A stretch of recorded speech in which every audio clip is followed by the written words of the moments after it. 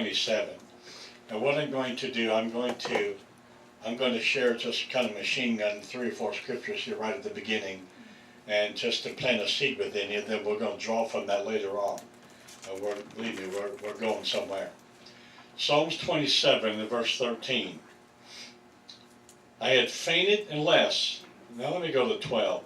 Deliver me not over to the will of mine enemies, for false witnesses have risen up against me, such as breathe out cruelty. Now there may be harshness, cruelty, pain, lies, accusations, sickness, fear, poverty, different things coming against you. These are the enemies. Verse 13 says, I had fainted, unless I had believed to see. I had believed to see the goodness of the Lord in the land of the living. Remember that. The land of the living. We are in the land of the living. Amen? The land of the living. Matthew chapter 8. I'm not going to elaborate upon these. I'm just planting the seed that we're going to talk about. We'll elaborate upon these as we go along. Land of the living, Psalms 27:13. Matthew chapter 8. Matthew chapter 8, we will begin at verse 19. Now when Jesus saw a great multitude about him, he gave commandment to depart to the other side. And a certain scribe came and said unto him, Master, I will follow thee wheresoever you go. And Jesus said unto him, The foxes have holes, the birds of the air have nests, but the Son of Man has nowhere to lay his head. Verse 21, and another of those disciples said to him, Lord, suffer me first to go and bury my Father. Allow me first to go bury my Father. Verse 22, but Jesus said unto him, Follow me, let the dead bury the dead. Contrast, land of the living, let the dead bury the dead. 1 Thessalonians chapter 2.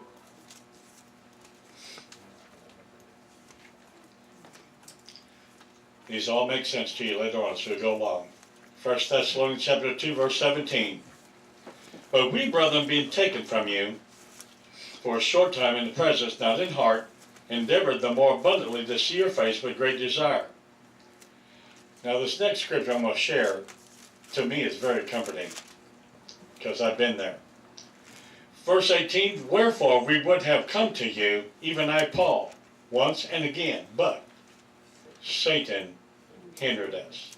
The word hindered means detained, impeded us. Satan hindered us. My title today is What's Hindering Me? Now the question is, not what's hindering you, because then I'll put it upon you, and you can put it upon me. But if we all ask the question, what's hindering me? Remember now, the land of the living, let the dead bury the dead. Now that sounds almost cruel. Come follow me, let the dead bury the dead. So I wanted to come to you. Have you ever wanted to do something, go somewhere? You don't want to, you ever want to do something, but Satan hindered? Yeah. Now, we're going to elaborate upon this as we go along. Now remember, John 10:10 says, the thief comes with to steal, to kill, and to destroy. Now remember these scriptures, because I'm going to come back to these in this minute, because to me this is going to be very real. It's going to be very helpful for someone that understands journey out of and into and in between by divine design is the wilderness, the desert, where God begins to deal with the inward man. So I'm going to tell a pretty long story here. In 1975, I got saved. Right across the freeway, the other side of 3/4 of a mile, as the crow flies, there was a church over there. The fire of God was burning. In 1975, I became a Christian. And then I discovered, somehow, I don't remember how, but I discovered the book Crossing the Switchblade, and then Run Baby Run, and then there's another book called 12 Angels from Hell. And I read them one after another, one after another. I was at a Bible study somehow in Independence, and I remember we're sitting in a circle, and I remember turning to the person. I don't even remember how I got there. I remember who invited me.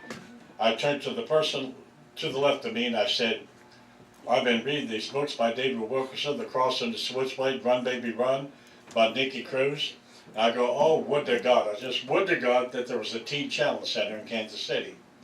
And the person turned to me and he said, haven't you heard? Teen Challenge is starting a new center in Kansas City. This is 1975. And they're having a citywide rally, municipal auditorium. They're having Pat Boone. They're having Miss America, a couple other people. And he told me the date. And so I was like so excited. And then, so I couldn't, it was just a few days ahead, so I couldn't wait to go there. When I went to Municipal Auditorium and the Teen Challenge Minister was there. The director spoke. They had Miss America, Pat Boone. Pat Boone was the one that played in the movie, Across from Switchblade. So the place was pretty well packed out. I got the address of the place. I could not wait for the next day to go by the Teen Challenge Center. I went down to the Teen Challenge Center. That was at 39th in Baltimore. I'm a brand new Christian. I've been saved 2-3 months. I was so excited. This type of ministry, I could read Cross the Switchblade, Run Baby Run, 12 Angels from Hell, because my mind was so whacked up from the alcohol and drugs and the partying that it was hard for me to comprehend the Bible because my mind was yet so carnal. But I could read those books and I'm like, man, this is so real to me because of the lifestyle that I've been involved in. Okay, so without getting too much in detail, so I received the baptism of the Holy Spirit there at the Teen Challenge Center. Was allowed by God. Teen Challenge was pretty new in America at that time. It was like sweeping the nation, going all around the world. At that time, I think the name Teen Challenge was owned by the Assemblies of God. The man who was the director of the Teen Challenge Center here in Kansas City was the Assembly of God minister. And just so many Assembly of God churches was inviting us to come and speak, give our testimony, and to speak. Things begin to happen. We're going out in the street every day, street witnessing. I'm on radio. I'm on television. I'm in small, large, medium congregations in a 3-state area. My aunt and uncle came up to a Royals game, and they got a motel room out in Blue Springs, and they said, "Wouldn't it be something?" They called me Billy. Okay, wouldn't it be something if Billy was on television? And they turned on the television. There I was giving my testimony. There was all these doors that were opening up. I'm telling you, all kinds of things are happening. And if you just hang with this, it's all going to put together. I'm just kind of laying the foundation. All kind of things were happening. Our lives are being changed. We had the coffee house every Friday night and every Saturday night. People were coming off the street, heroin addicts, prostitutes, homosexuals, sinners, goody two-shoes people coming in out the street, just coming in, and all kind of things were going. And at that time, downtown Kansas City, Missouri, there was Macy's stores, there was Jones store, and just thousands. You could go down the street witnessing, thousands of people were on the street witnessing. To me, I found it boring to go street witnessing when there was no one on the street. But in those days, there was thousands of people out upon the street because Macy's and Jones store was downtown. At that time, downtown was cooking, and I mean, it was cooking. It was all kind of people. So that's how I cut my teeth as a baby Christian.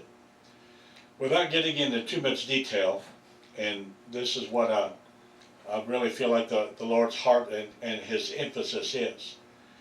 After being there about a year, something happened. I set up a citywide rally in my hometown area, and those of you that've been to Bavaria, you know, many of you have been to Macon, but Bavaria is a little town now with 600 people. And that back in those days, it was a town of 800 people. So I set up a citywide rally. Teen Challenge is going to come down there, and singing group, and they're having I think a film about the road to Armageddon. And so I go around and I do all this promoting of this crusade in my little hometown. About 300 people come to the gymnasium in my hometown school. And what happened was, and this is real important that you understand, you comprehend here something, because what happened was, the enemy of our souls used someone. And what happened was, without getting into detail, I was down there arranging this citywide rally, and different churches down there were asking me to give my testimony. Believe it or not, Baptist Church, Nazarene Church, Assembly of God Church, Independent Church, asked me to come give my testimony. Okay, so the Teen Challenge Ministry is there, and so the director's there, and so when they called upon different ones of us to give our testimony, I just talked just for a real short time.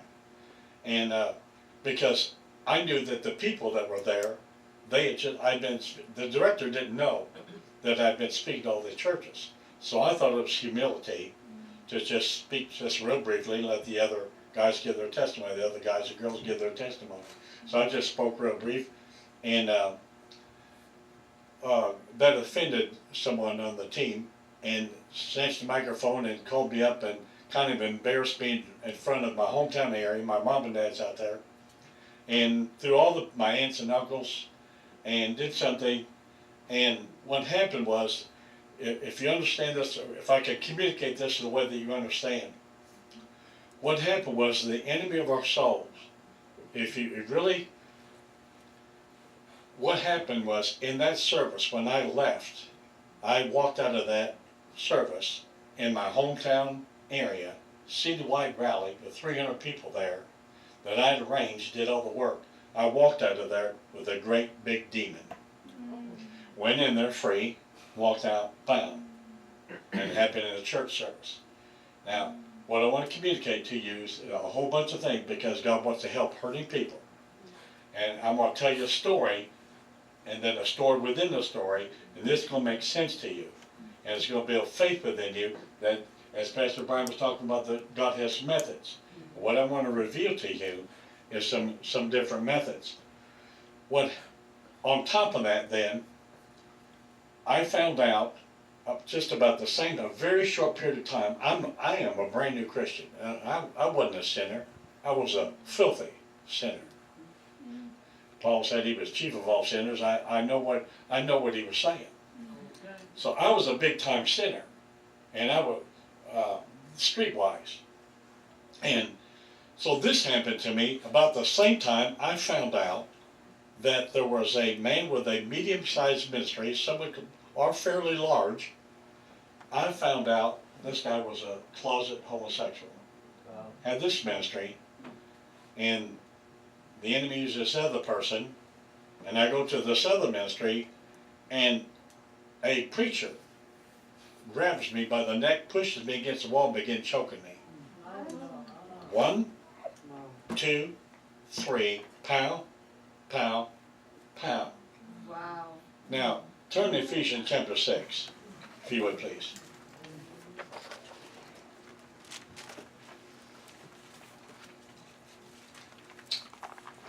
It's going to make sense to you.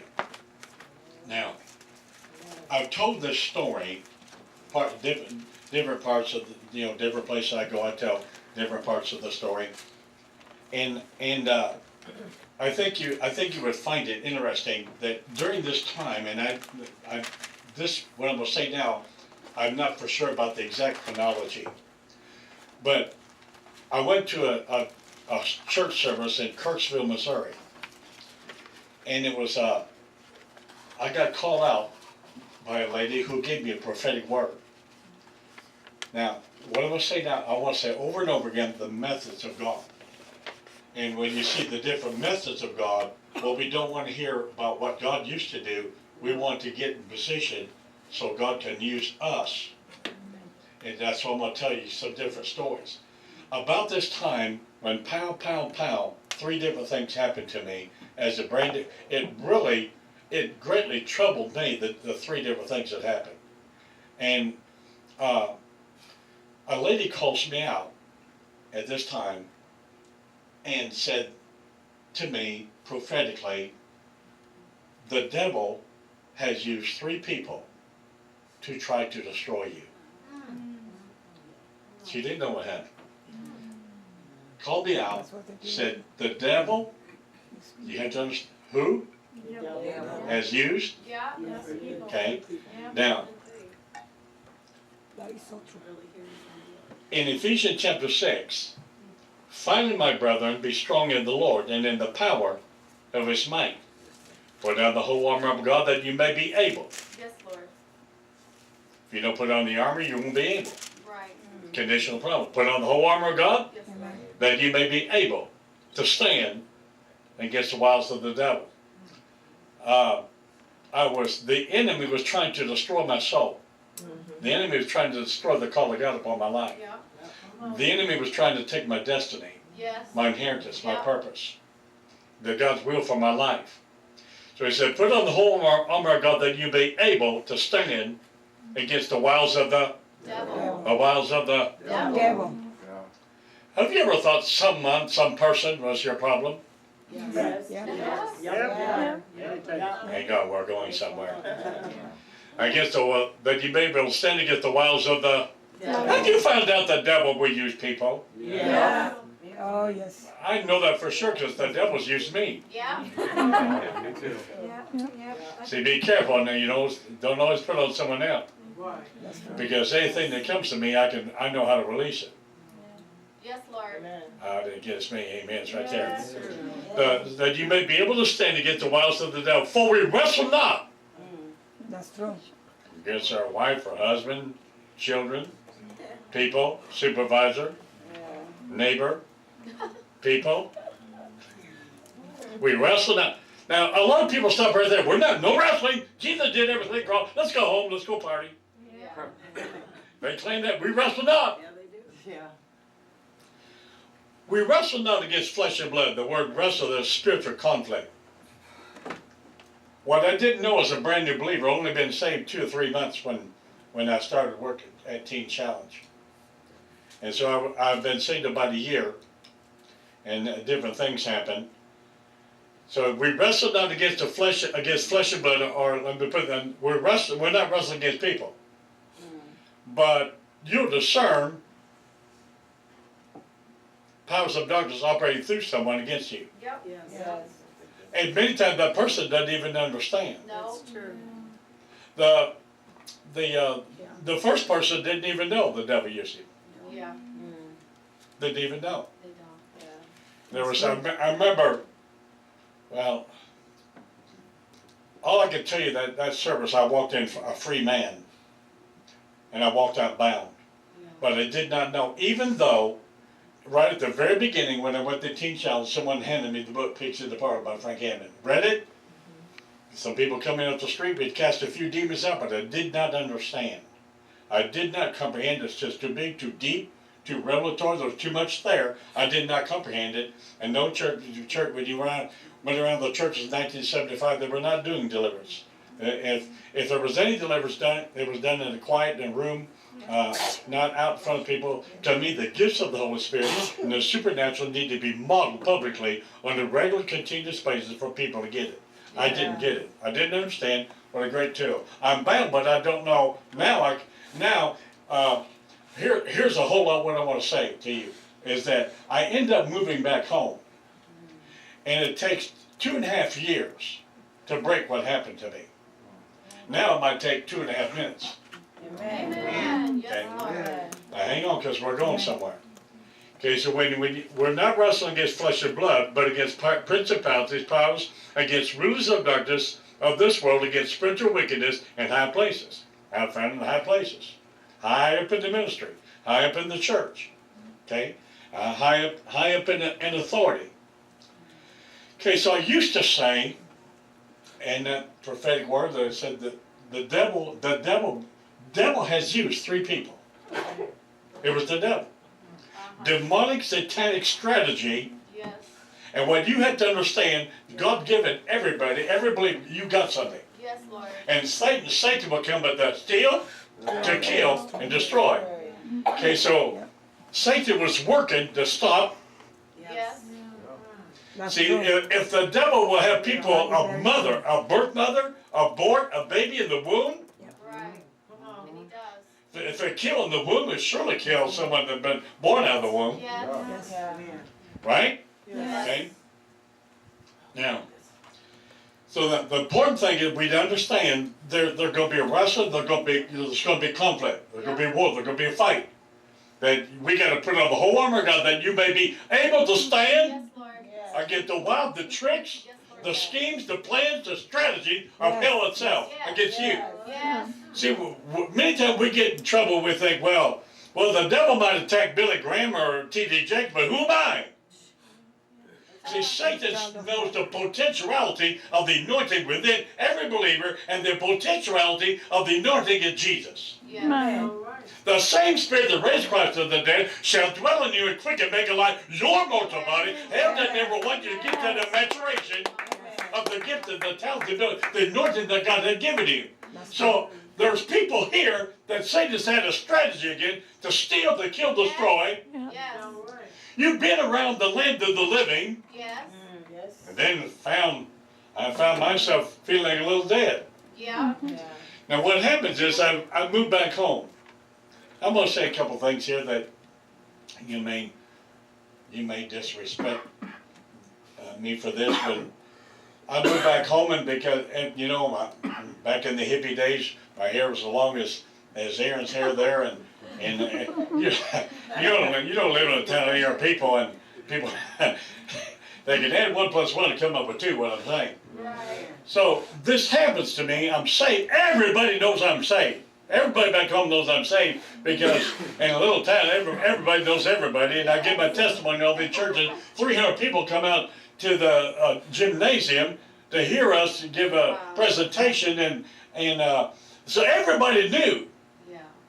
So I move back home, and I hear 1 block to the south was a country school. 1 block to the north was my dad's country general store. 1 block to the west was the ballpark. So at 1 block to the south was the country school, and I heard they needed a janitor. Amen. It's amazing how many preachers have worked as janitors. Yes. God has a real way. The way up, It's down. and the kingdom of God is down. Yes, Lord. To humble yourself in the sight of God. Yes, Lord. I thought it was because of such openness of my conversion.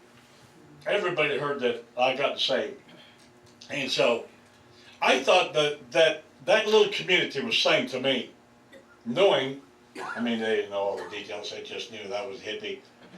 They add 1 + 1 and come up with 2. I thought that community was saying this to me. We believe that you're really changed. We're going to trust you being around. The most important thing we have is that's our children.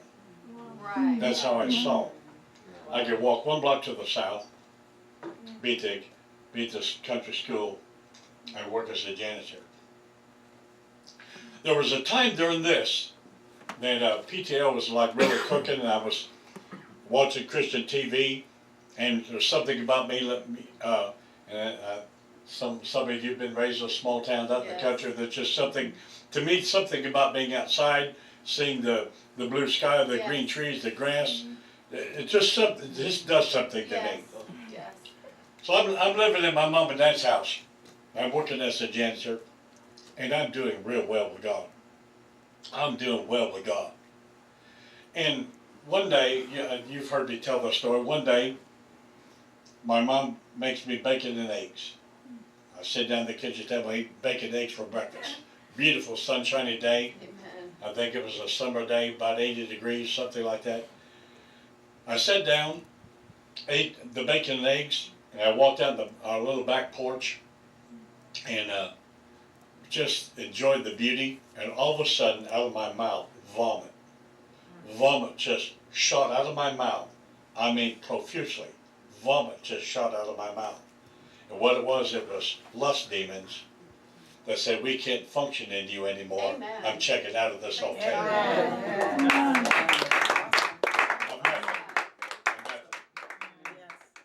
had people ask me, and they were implying, well, the only way a demon going to come out by saying to come out.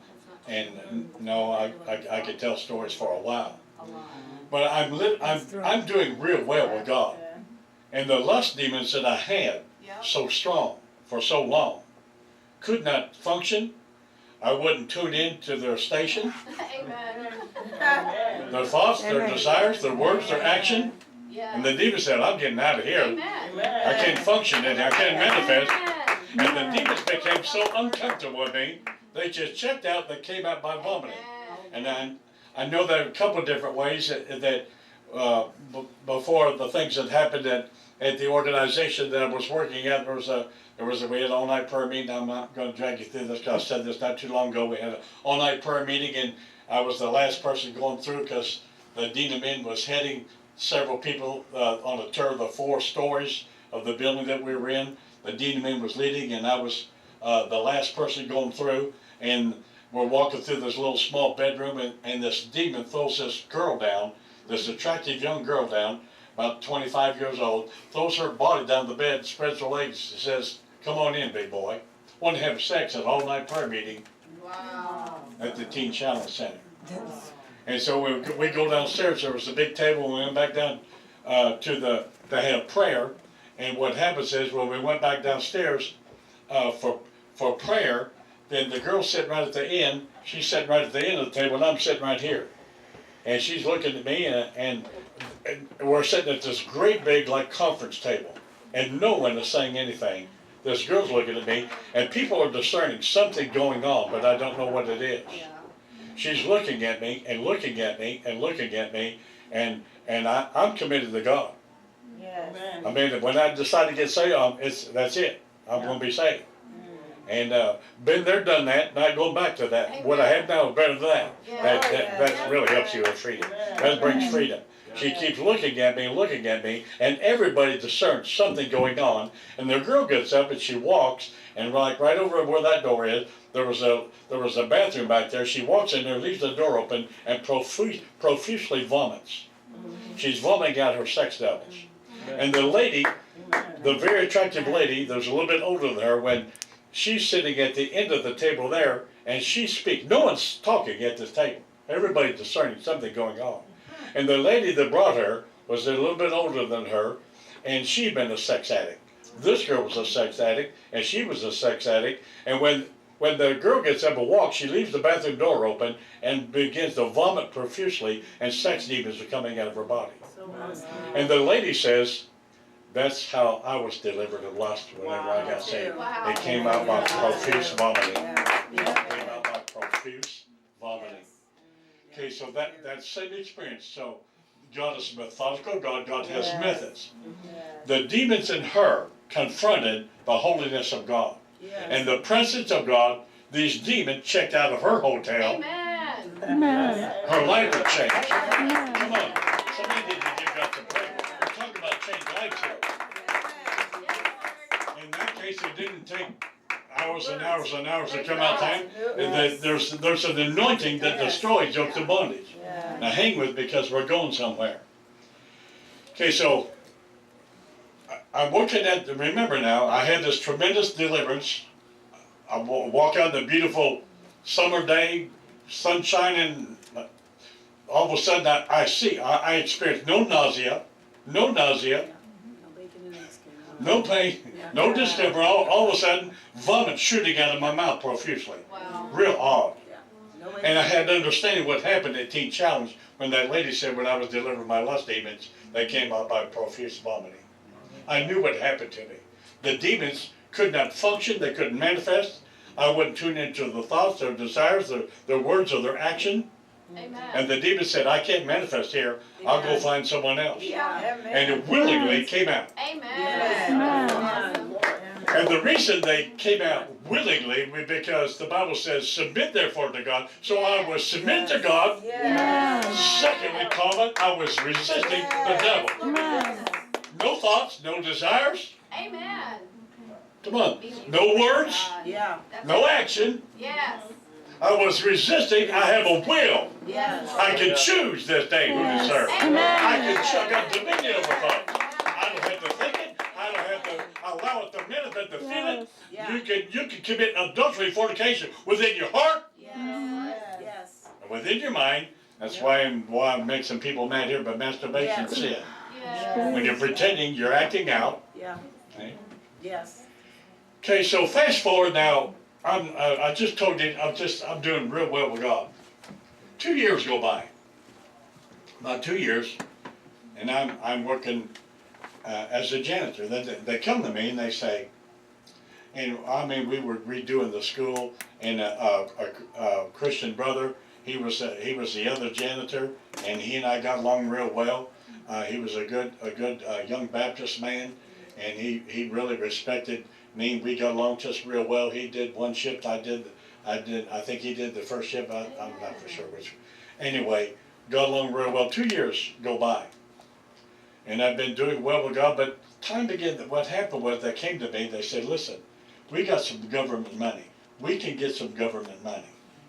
And what they want to do, the government is wanting to help young people be employed. And so we had this opportunity to employ a whole bunch of young kids here for the summer, 15 to 20 young people. And what we can do is remodel. We can fix windows and strip the floor, all kind of painting, just all kind of remodeling. So they said, would you be willing to supervise these 15 to 20 young men and girls, young people? Okay, so what happens is, I say, oh, I saw it as sowing back to the community that loved me and accepted me back, even though it was whacked out as I was. Amen. When you know, they would, anyway, my hippie background that they were saying. So I saw it as sowing back in the community. But what happened was I overextended myself. I worked so hard, so many hours.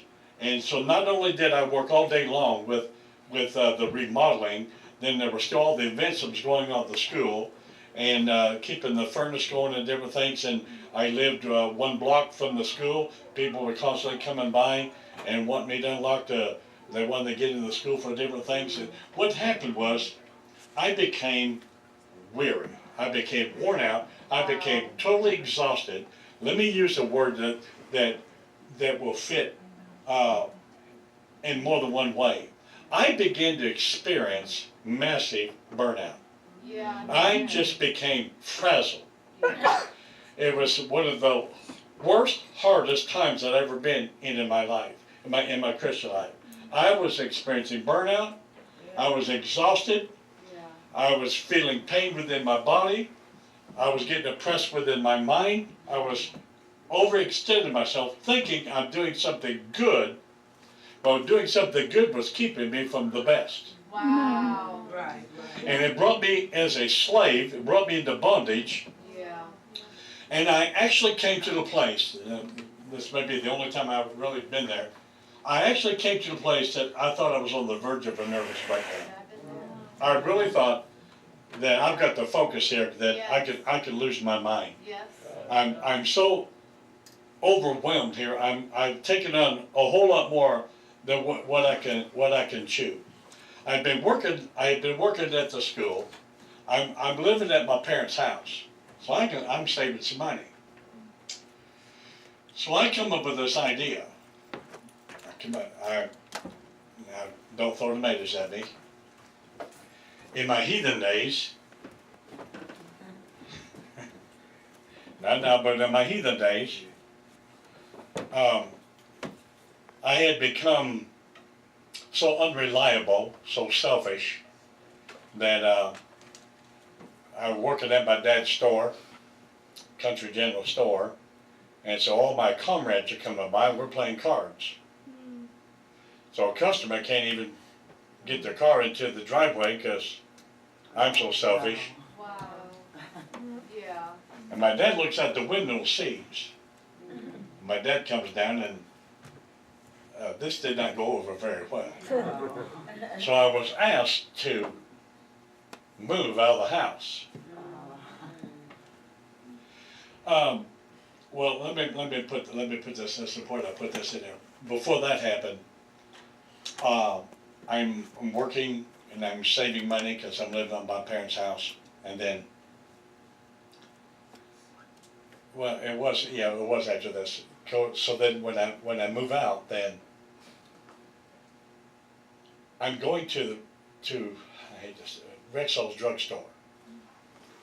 And at Rexall's drugstore back in those days, some of you that lived out in the country, back in those days they'd have cheeseburgers and fries and milkshakes. and you know, that's what they call the soda fountain. So they'd have hamburgers, cheeseburgers, French fries, onion rings.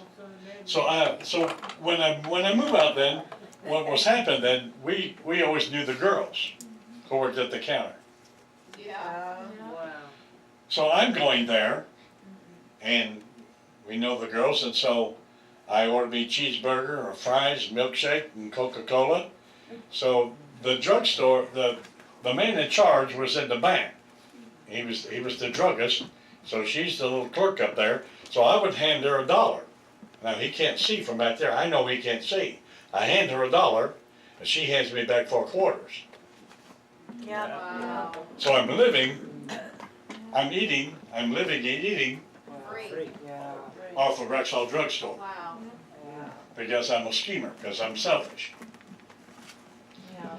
So after I got saved and kicked out of the house, and so I'm going there to eat, after I got saved, I thought I began to repay people that I stole from. Amen. Just inject a little bit in there. And in Kansas City, we would walk into fine restaurants and order great big meals and chow down, and then we would just walk out the door without paying. Some young girl, some little old lady would be at the cashier. We'd go, "Thank you for the meal," and we'd just walk out Wow. without paying, and she would be so shocked that she kind of tried to figure out what's going on. And we do, okay, go take it. She'd go come ahead. There's a period of time she got to come up with a shock value. Secondly, she got to go find the manager. Thirdly, we're going to be gone by the time they do something. So I begin to pay back these places. So the thought comes to me, oh my God, I stole from Rexall's. So I save up $100. I walk into Rexall's drugstore with a $100 bill, and the man's at the back, the druggist, the older guy that'd been there for so many years. I walked back there with a $100 bill. And I told him exactly, okay, I'm giving you this $100 because I stole from him. I told him what I did, exactly how I did it.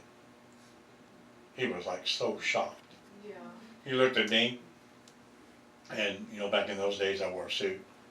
So I had the suit and shirt and tie on, and so he looks at me with this, he's astounded.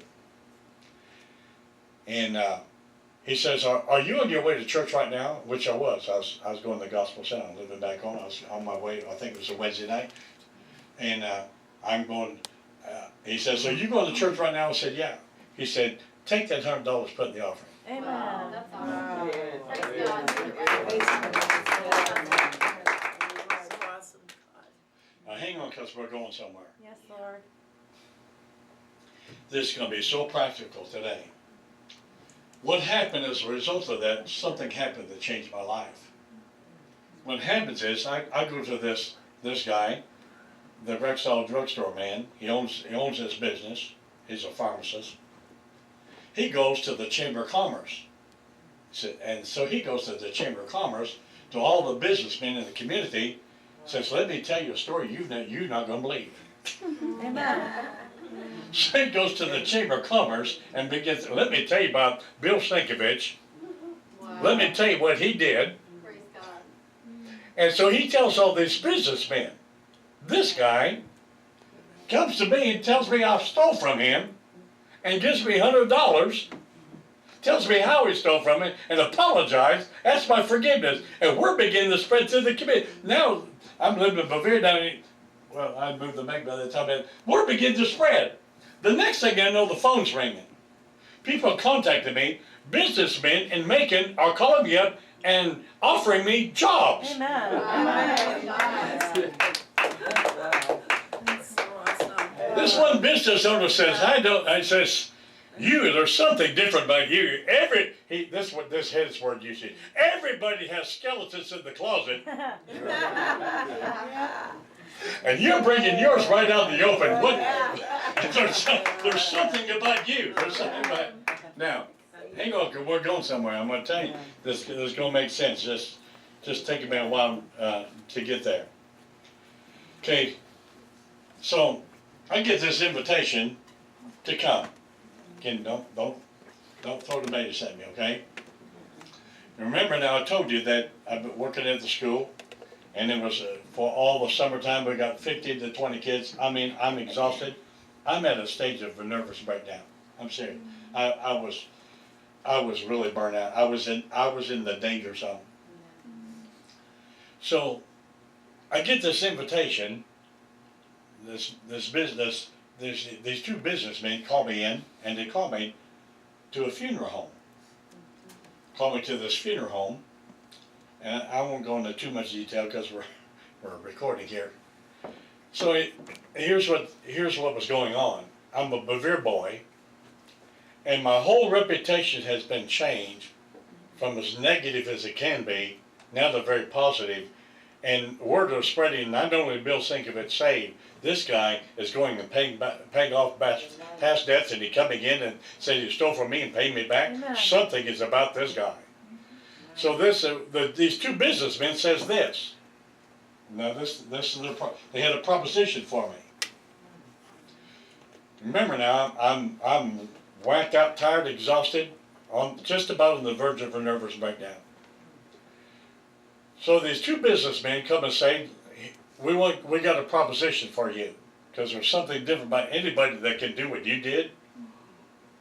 We're used to hiding our skeletons. You're bringing yours out in the open. Yeah. So what they wanted to do was a funeral home in Macon. And a funeral home in Macon wanted, and those of you that have been down there, you understand there's a difference between Macon and Bevere. Macon around 6,000 people. Bevere was around 800 people. And a funeral home in Macon wanted to start a funeral home in Bevere, and wanted, you know how different with funeral homes, they have one or two, three different names, Smith, Jones, Right. whatever, you know. So what they said, we want to move into the Bevere market, and we've got a proposition for you that if you want to become a partner with us, then if you're doing what you do, we feel like we can trust you. Yes. And, they wanted to use my name, Bevere boy. They wanted to move in the Bevere market. Yep. Christian, Yeah. okay. So they said, you just become a partner, and you function with the Bevere people, and you don't have to do any kind of embalming or anything like that. That there's people that do that for a certain amount. Well, we can do it, or people can do that for a certain amount. It's just basically, you just become like a businessman. So I thought this was God's answer to me being so whacked out, tired, exhausted, and I said, I'm going to give it a try. I'm going to give it a try. I'll try it. So I resigned, gave 2 weeks notice at the school that I was working at, and I began to work at a funeral home in Macon, because I really thought this was God's answer for me being so stressed out. And they said, we just want you to come on a trial, you evaluate whether you want to do this or not. We want you to be around, the atmosphere, and see how you like it. And they really begin to kind of communicate the idea, that you're going to be helping families, you're going to be helping people, you're a Christian, and you're going to be helping families and people through very hard times. And so I said, I'm going to try it, because I thought that was God's answer. I thought it was a solution. Okay, so what happens is, some time begins to go by, and I begin to realize I'm becoming lukewarm. And where I had such a victory, was so alive in the Spirit, such the manifest presence of God, that I could walk out my mother's back porch and vomit out the demons. The demons said, man, I'm uncomfortable in here. I'm checking out. So turn to Revelation chapter 3. I told you I want to blend in a few scriptures in here that's going along. Revelation chapter 3 and verse 15 says, I know your works, that you are neither hot or cold. I would that you were cold or hot. So then, because you are lukewarm and neither cold, and I'm not going to fully develop this, I just want to bring something in here to you. Okay, now, because you are lukewarm, which means tepid, moderately warm, characterized by lack of force or lack of enthusiasm. Okay, now let me just kind of inject this, that I'd become very wounded. Remember, I told you when that thing happened, I got this great big demon, but I didn't know I had this great big demon. I need deliverance, but I didn't know I needed deliverance. All I know was that I used to be the first one to church, the last one to leave. Now I'm the last one to come in and the first to leave. When I sneak in right before they getting ready to begin the service, I'd sit in the back row, and I always was a front row man. And then they said, let's stand to dismiss, and I'm on the back row, poof, I'm out the door. My life had changed. Something had happened to me. Something had happened to one or two people here. Yeah. And we're here to help you, not to put anybody down. Because God, as Pastor Brian, God has methods. I want to show you some methods today, and then we're going to apply that today. We're going to pray for the sick and oppressed here at the end. I want to really communicate. I didn't have time because I was out of town all weekend. I didn't have time. I wanted to, these most recent prophecies, the 3 or 4 that we played just recently, I know the 1 or 2 that you gave, and Simhar gave one, and different people had given different words. I would have gathered those together. I want to put great emphasis upon the supernatural, healing, deliverance. Every message in tongues, interpretation in tongue, and prophecy is an oral miracle. It's supernatural. It's an oral miracle. The thoughts and the words and the anointing originate with God. You can't make it up. There are people that will give words out of their own mind, out of their own flesh, out of their own spirit, but it's not a true prophecy. Tongues, interpretation, and true prophetic words are supernatural. They are an oral miracle. Yes. We've seen that, so I'll get to that a little bit. I'll say more about that in a little bit. But because you are lukewarm, no, not cold nor hot, I will spew you out of my mouth. That was my condition. Yeah. That was my condition. Many times before we can really change, we got to admit where we really are. Yes. As long as we use self-deception and pretend to be so alive when we're dead, first I got to admit where I really am. Yes, Lord. The bareness, the deadness. Yes. I begin to realize, danger, danger here, something wrong. Yes. Now, I begin to realize I'm losing ground here. And remember I told you that I went out the back porch and vomit, just profuse vomit, just shot out of my mouth. No pain, no discomfort, no nausea, just shot out of my mouth. It was the demons just checking out. They checked out. Now, time's going by and I realized I'm in a danger zone here. Yeah. I'm no longer in the land of the living. Right. Yeah. Been there. And to shorten the story here, you're not going to throw tomatoes at me, are you? No. Now, I begin to really realize I'm losing ground here. And I became discouraged. And I remember one New Year's Eve, I had an apartment in Macon, and the apartment, my bed went against this back wall, and right behind this wall there was an alley. And at the end of the alley, on the other side of the block, well, 2/3 of the block down there was an elks lodge. I'm laying in this bed, this New Year's Eve, and I'm being tormented. I'm being tormented by lust that had checked out, now somehow, some way, got back in. Right. I'm laying in this bed and I'm being tormented by lust because I had lost my anointing. I'd become lukewarm. Yeah. I was starting to become subject. The enemy was beginning to take over territory that God and I once had control of. Wow. Right. Now I know that none of you. Now you say, how can a preacher have preachers are human beings? That's right. Now I'm sure that none of you have ever had a lust thought or desire. So I'll help you. You can communicate to someone out there. 'Cause I'm sure that none of you have ever. But somehow the truth just makes you free. I'm laying in this bed. It's New Year's Eve. I'm laying in this bed alone. And the devil's making a really magnifying alone part. Yeah. Yeah. New Year's Eve in the band that I used to play in is playing at the end of the block. Oh, wow. Wow. New Year's Eve. I'm being tormented by lust. Yeah. Wow. And I can hear them singing the song.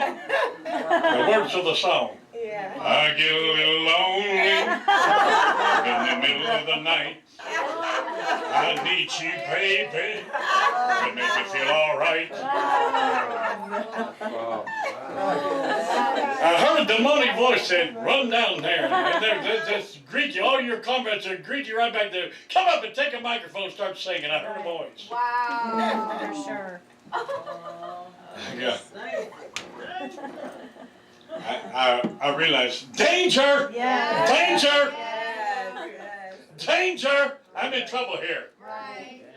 Because the thoughts were not coming like whispers. They were roaring. It was coming like the PA system at Arrowhead Stadium. Right. I'm hearing real loud. Yeah. Desires are manifesting. Right. I'm laying in bed. I'm tormented. I'm not just having lustful thoughts. I'm being tormented.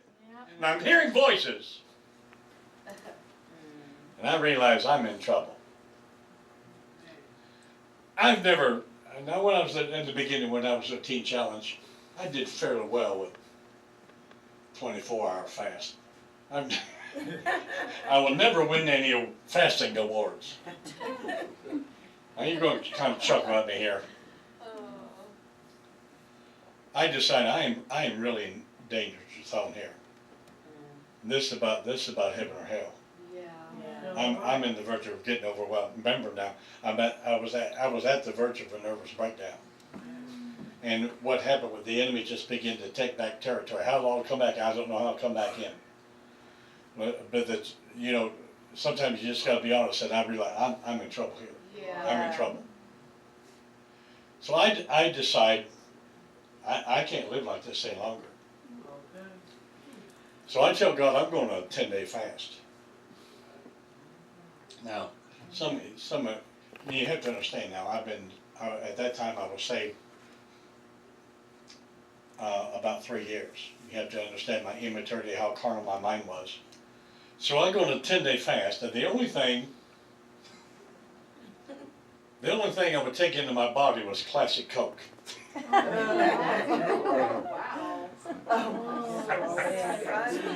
I'm a young man, come on, I'm a young man from the country. No, I hadn't even heard of health food back then. Right. So I'm going, God, I need a miracle. Yeah. You got to come through, and we're on this 21-day fast, and multiple people here have said they're going to go beyond 21-day fast. We got to believe God. Yes. That's why I wanted to be able to review some of these prophetic words. I got a couple here that we'll go through, because this is a serious time we're at right now. And today's just very different. I really felt like all weekend I tried to go back home to preach this funeral, but all weekend I tried to keep my spirit in tune with God. What would you have me say? God, I ask your counsel, your advice, your teaching, your direction. You tell me what to bring, and this came to me. Okay, so I decided I'm gonna go on this 10-day fast. I'm going on this 10-day fast. The only thing I allowed my body was classic Coke. That sounds crazy now, but God honored it Yes. because Amen. God knew I was a 3-year-old. Yeah. Amen. Yes. Yeah. God knew. He met me right where I was. Yes. He has methods. Does. He honored that fast in a Yes. mighty powerful way. Yeah. So we hear during this 10-day fast, I hear this convention that's going on in Novinger, Missouri. If you don't know where Novinger, Missouri is, so I'm in Macon, and 33 miles to the north is Kirksville, and 7 miles to the west of there, on a little blacktop road, there's a little town of 300 people called Novinger, Missouri. And I don't know if any of you all have ever heard of it. Have you ever heard of a minister by the name of Rev F? Yes, I heard it actually. You heard of Rev F? Yeah. A prophetess of God. No nonsense. Yes, she is. No nonsense. Whew. Yeah. And we hear this convention. I remember, well, because I know I'm in the danger zone. Now, you all gonna think I'm ought to get, who I hung around with was 70-year-old women That's awesome. because they were prayer warriors. Yeah. Amen. You know where this I'm hanging around 70-year-old women that could pray, and they were so godly, so spiritual. Awesome. You know, pastors back home, they were busy. And these 70-year-old women, they were having prayer meetings, and you know, one of them invited me to the house, and I'd never been to her house before, and so calls me up and says, come into a prayer meeting. And so I got 1 foot across the threshold of her house and got a prophecy. Wow, that's awesome. So she's having prayer meetings all the time, so I'm going over there. And so I'm hanging around with these 70-year-old ladies, and we hear this convention. So I'm driving, I got three elderly ladies in the car with me, where we're driving 40 miles to this convention. We are so excited about this convention. I mean, we're driving up there, and these people are, I mean, they're prophetic. So I'm driving, and the lady was my spiritual mama, was sitting in she was a prophetess of God. She'd sit on the tree stump in her backyard, and the Spirit of God would come upon her. God actually translated her one time to the Kremlin in Moscow. Wow. And saw the demonic activity at the bottom of it. God just translated her. A holy woman of God. In fact, the prophetess that Elmo Joe traveled with, that prophetess, Louise Copeland, came to their house one time and walked in, and they had asked me to come over. Louise Copeland had preached at Gospel Center on Sunday morning, and they invited Louise Copeland to come to their house. The lady was my spiritual mom, and she's sitting in the front seat. Her mother's sitting behind me, and another lady over here. So they're praying. We are so excited. So they're praying for one another, and my spiritual mama, someone would give her a prophetic word. They would pray for the other lady. She would get a prophetic word, and then they would pray for Sister Delaney, the other elderly lady back here, and she would give a prophetic word. And they would pray for me. Dead silence. Awkward silence. Well, they didn't want to embarrass me, so then they prayed for my spiritual mom again. She got a prophetic word. And they prayed for the other. She got a prophetic word. The other lady, she got a prophetic word. They come back to me. Dead silence. We are so excited. Now, hang on. We're talking about methods.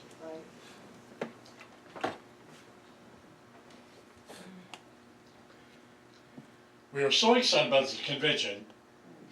I remember it was winter time. We were so excited. We drive to Novinger, Missouri, and no one's there. We were so early that even the preacher wasn't there to open up. So we're sitting in the car, no other cars, at the little town of 300 people called Novinger, Missouri. So the lady sitting behind me, Sister Delaney, in her 70s. She says, "Brother Bill, the Lord wants to speak to you, but something's hindering you." Now, remember now, go back to the very beginning. Psalms 27, the land of the living. Yeah. Let the dead bury the dead. Yes. 1 Thessalonians chapter 2. Paul says, I wanted to come to you, but Satan hindered me. My title today is, What's Hindering Me? What's hindering me?